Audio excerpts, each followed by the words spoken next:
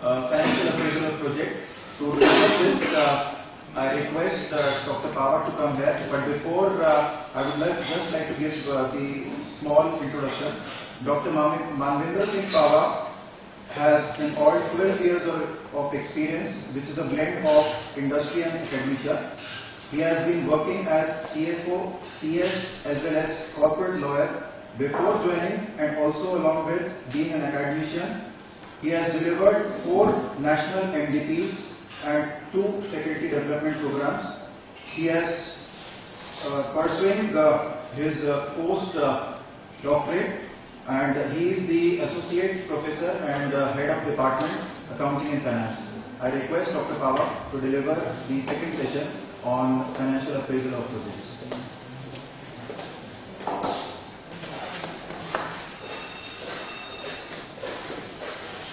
Thank you, Guruji, for leading the profile.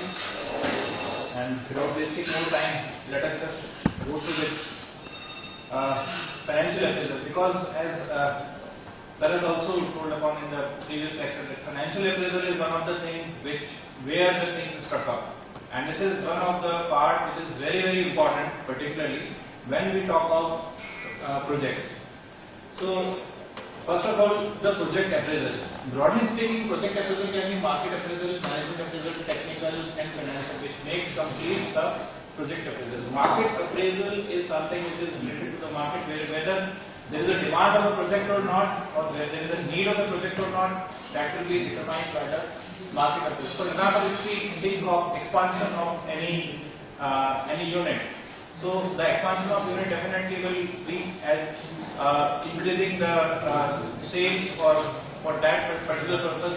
The demand estimates have to be made on the basis of the market survey. So pre-project surveys to be done in order to project and forecast the demand, and accordingly the expansion plans are to be implemented.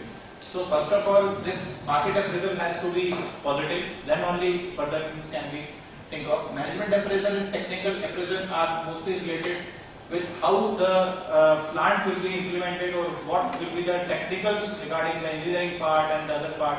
Management appraisal talks of mainly of the human resources required, and the organization and particularly the coordination part of the project. Mainly we will be talking in this is of the financial appraisal part, that what type of financial appraisal and what is financial appraisal will be just talk of. Yeah. We are going to cover environmental and social cost benefit. Environmental and social cost benefit is not a part of financial appraisal today. No, honestly, in the previous one, there actually will. Environmental again, it will be a technical one, because the legal part of the regulatory aspect is this is the broad aspect you can say.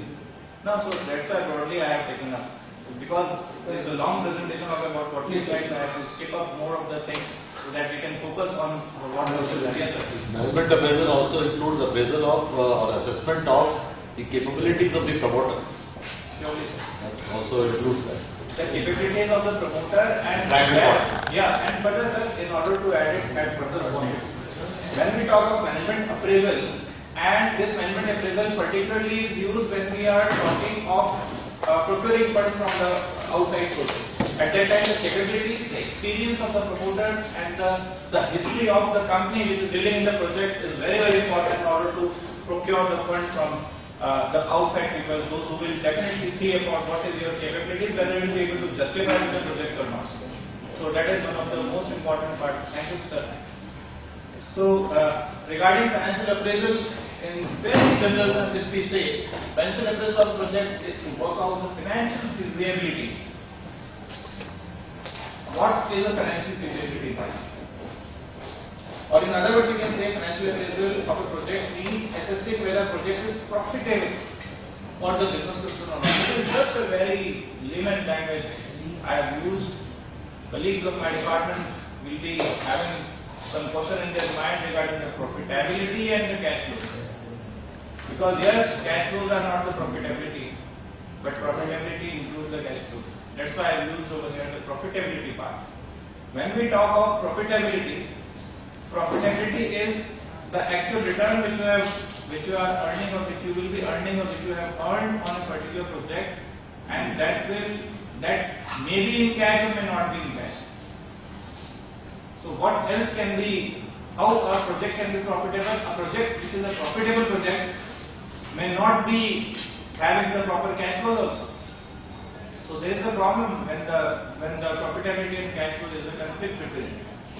And that the same conflict is with the basics fundas of the financial management when we talk of profit maximization and wealth maximization. And the era when it has turned from the profit maximization to the wealth maximization, the concepts regarding appraisal of the projects have been changed from profit to the cash flows. Because when we talk of cash flows, it is something which is related to the wealth maximization funda. Yeah, I mean, the EMRC project, for example, from the financial point of view, if you are really talking about it, it's not the kind of rate of return that you get, return on investment. It's not a good product, but it serves other objectives. For example, environmental, helping the people for the mobility, getting some of the traffic off the main roads. Those are the kind of things really it helps. So your profitability really, that's where you really want to make sure that what are your objectives of the project. Exactly. So when further coming upon this, we will be discussing of the profitability and the cash concept, because projects are appraised on the basis of the cash flows. One more thing I would like to say, just because after this we will be starting with something technical, particularly in finance. This FDP, this session particularly is a very basic session, because my colleagues, most of the colleagues are from the other departments, and I would like them to grasp and understand the basics of it, that how the financial appraisal can be done. And the same thing can be implemented for the projects. There is a case study which I will distribute to all of you. That particular case is a case of establishment of a wind wheel with all of you. That will be done after we will be through with all these type of concepts. So there are certain aspects which a person should be aware of, and he should must go through before starting a project. And these are the past working results, that is the balance sheet, income statement, cash flow statement, and the ratio analysis. This will give you a picture of what the company has been doing in the past and to what extent what Kapoor has told about that. It shows the actual compatibility or the efficiency of yes, of course, the strength of a particular promoter behind the project, and on that basis only the funds are released. One more thing I would like to say of the presentation is that when we are talking of project financing is a non-recourse financing, because a company which is dealing in many other projects, if it goes for a financing of a particular project, the non-recourse financing means that it doesn't take in consideration the other projects. Means the person who will be releasing the funds will not be taking recourse of the other project which the company has done, but will totally depend on the financial feasibility or projections made by the concern for that particular project in which it is used. But here, very important to notice that the company is that company only who has done a lot of many projects. At the same time, while taking this non-recourse financing, the capabilities which is shown by the balance sheet, income statement, and the ratio analysis particularly will tell the chance of feasibility of the project in future also. So that is again very important, because when we are talking of a project, we don't have any balance sheet of it because the project has not yet been started or commissioned. Balance sheets and these all are the historical documents. So on what basis the project financing be released by the financiers?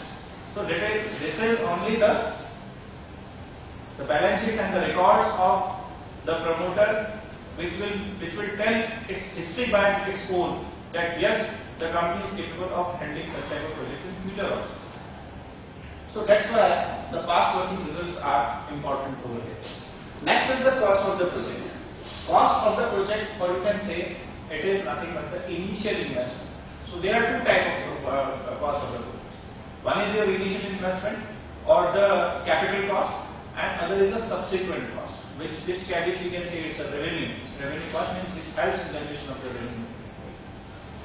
So the project cost is one of the most important factors which has to be considered while going with the financial appraisal of any project.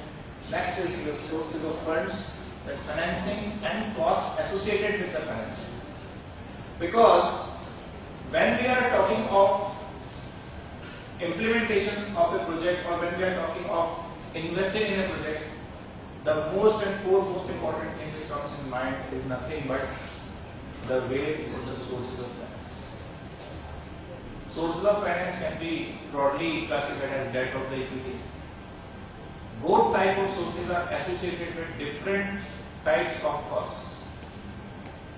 And most importantly, what is the difference between these two, which makes these two things different, is only one thing. That is the tax benefit you get and payment of the interest, which will actually result in reduction of the debt in the capital structure. So when we are talking of the capital structure of any business concern, then we have to consider a proper debt equity ratio, which forms a base of determining the weighted average cost of capital, which acts as a threshold for discounting any project. I may be a bit confusing over here using the technical words, but meanwhile when we will be going through the presentation, definitely will come up with the. So this all is technical. Yes, sir. Dr. Pahwa, when we go for balance sheets, there is reflection of depreciation. Yes. And at times, companies manipulate with the formulas and kind of, No, sir. You see, tell you very, very frankly and clearly that there is a schedule 14 of the Income Tax Act. On the basis of that, you can, beyond that, you cannot charge any depreciation. Depreciation is not like. But there is a flexibility, no? Flexibility is there, but yes, that flexibility is also to be justified. What I'm saying, to what extent the depreciation which is reflected in balance sheet is actually, giving to the. Sir, let me tell you another thing. Real results. When you are talking of the financial statements, Schedule 13 of the Companies Act provides a separate schedule for depreciation. Income Tax Act talks of something else. So this is what the discrepancy is there, and there has been talks on it, and the process is in implementation that why two schedules? Because Schedule 13 is very, very old. Even certain things are there which are not covered in Schedule 13, and the Companies Act has, and the Department of Corporate Affairs has come up with a circular, and whatsoever rates are there in the Income Tax Act may be considered for reporting purpose, particularly. So yes, you are true, very true regarding this, that the results are manipulated somewhere, particularly in balance sheet and income statement. To what extent is income statement or the balance sheets or the financial statements of a company reflect a true view of a promoter when the companies are taking it. So another important thing is that yes, of course there can be manipulation, but the thing is that in the sense, you see, if you invest in buying assets or maybe vehicles for your company, which are not required actually, just to get depreciation you buy at the end of the financial year and so on. So that is something you can say that tax planning that you do, because you follow something, you get some, and vehicle I don't think will contribute that much in the balance sheet, because it will be very minimal if we are talking of the projects in billions.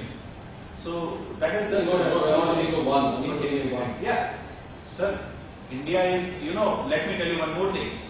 For knowledge of all of you, Indian Income Tax Act is the most complicated act of the world.